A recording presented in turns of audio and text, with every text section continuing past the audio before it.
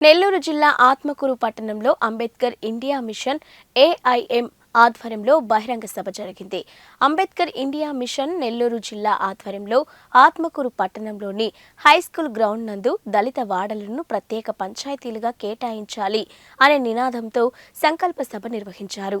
ఈ సాధన సంకల్ప సభకు చీఫ్ గెస్ట్ గా అంబేద్కర్ ఇండియా మిషన్ వ్యవస్థాపక అధ్యక్షులు ఐపీఎస్ అధికారి పివి సునీల్ కుమార్ ప్రత్యేక అతిథిగా హాజరయ్యారు. ఆత్మకూరు పట్టణంలోని గవర్నమెంట్ హైస్కూల్ గ్రౌండ్లో నిర్వహించిన ఈ సభకు నియోజకవర్గంలోని పివి సునీల్ కుమార్ అభిమానులు భారీగా హాజరయ్యారు. స్వాతంత్ర్యం వచ్చి 75 ఏళ్లు గడిచినా దళిత వాడల ప్రజల అభివృద్ధిలో ఎక్కడ వేసిన గొంగలి అక్కడే ఉందని పేర్కొన్నారు పివి సునీల్ కుమార్. ఇక అభివృద్ధిలో దళిత వాడలకు అన్యాయం జరుగుతుందన్న దృష్ట్యా దళిత వాడలకు ప్రత్యేక పంచాయతీలుగా ఏర్పడవలసిన ఆవశ్యకత ఎంతైనా ఉందన్నారు.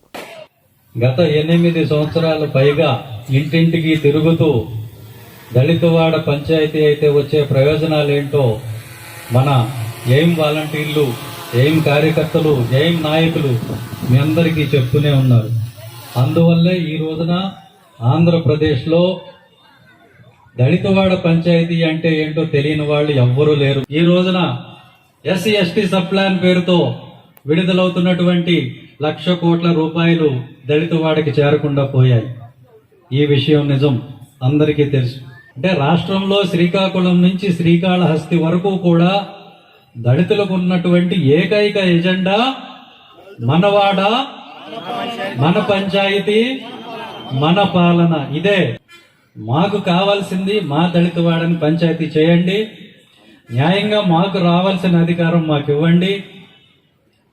మీరు ఏర్పాటు చేసే 3,000 పంచాయతీల్లో 1,500 పంచాయతీలకి మా దళిత మహిళల్ని సర్పంచులుగా చేయండి.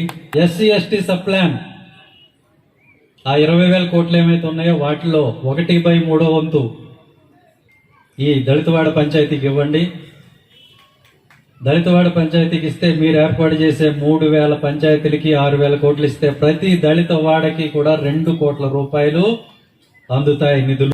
ఒకటే ఇబ్బంది, పేరుకి మాత్రమే మా వాడి సర్పంచ్, కానీ పెత్తనమంతా అయ్యా ఆడేది మేము, ఆడించేది మీరు. రిజర్వేషన్ ఉన్న చోటల్లా మీకు తెలియదేం కాదు. ఎన్నికలు అనేవి కేవలం ఎవరినో గెలిపించడానికి, ఓడించడానికి కాదు.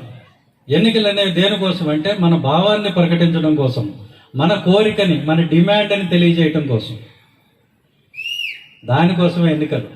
మన అభిప్రాయం ఏంటి, మన కోరిక ఏంటి, మన డిమాండ్ ఏంటి? దళితవాడ కావాలి, మనవాడ, మన పంచాయతీ, మన పాలన వడ్డుతాం. దళితవాడ పంచాయతీ సాధించే వరకు కూడా నిద్రపోం, మిమ్మల్ని నిద్రపోనియ్యం. సోదరులరా, దళితవాడ పంచాయతీ అనేటువంటి ఈ నినాదం అందరికీ వినపడేలాగా జై భీమ్ అని 3 సార్లు నినాదం ఇచ్చి మనం ముగిద్దాం. దళితవాడ పంచాయతీ కోసం జై భీమ్, జై భీమ్, జై భీమ్. Thank you.